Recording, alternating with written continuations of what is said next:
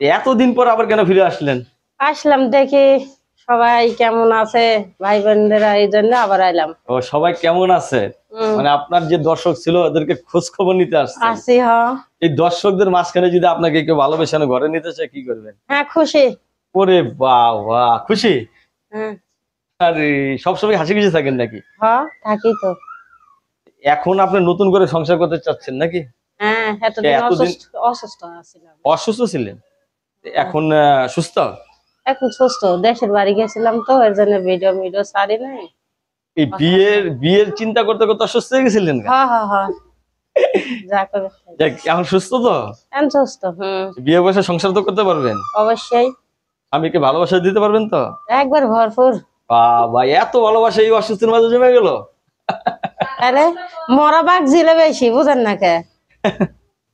আচ্ছা, কাজ জানি করেন আপনি? ভুলে গেছি। আমি কি কাজ করি? মনে করেন টুকটাক ছেলে মাসের কাজও করি, মানুষের বাসা বাড়ি কাজ করি, এরকম। আর কি কাজ করব?